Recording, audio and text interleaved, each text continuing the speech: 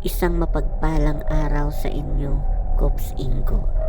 Ako nga pala si Leticia at ang kwentong ibabahagi ko sa inyo ngayon ay kwento ng aking lolang si Matilda. Sa liblib na lugar sa Mindoro nakatira ang aking lola at ang trabaho ng kanyang ama't ina ay isang magsasaka at ang kanyang ina naman ay nasa bahay lamang. Sa murang edad, natutunan ni Lola Leticia kung paano maghanap buhay sa bukid para makatulong sa kanyang mga magulang.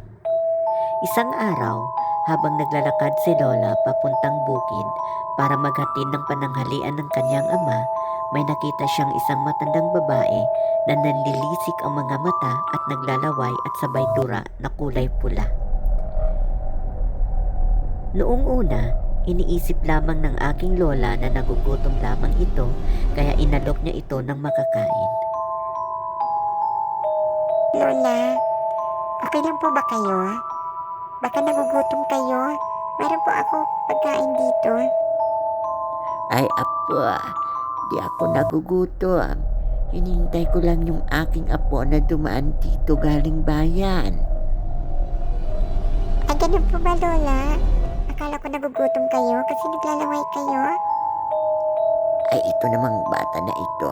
Nagmamama ako. Di ako sanay na walang may nginunguya. Maya't maya pa ay dumating na si Ernesto. Ay Lola, kanina pa po ba kayo dito? Ay oo apo. At ito nga nakita ako ni Ineng. Ano nga palang pangalan niyo, Ineng? Leticia po, Lola. Ay Leticia, salamat at nakita mo yung aking lola dito. Noong unang kita pa lang ni Leticia kay Ernesto ay may kakaiba na itong nararamdaman. Kasi Kops Ingo, kung hindi ninyo natatanong, mahilig ang aking lola noon sa tall, dark, and handsome. At dagdag pa, mukhang mabait ang binata. Kaya di malayo na magugustuhan ito ng aking lola. Mula sa araw na iyon ay lagi-lagi na nagkikita ang dalawa at bandang huli nagmahalan sila. Ngunit hindi lingid sa kaalaman ng dalawa ay mayroon palang isang babae na nagkagusto kay Ernesto at ito ay may lahing aswang at mangkukulam.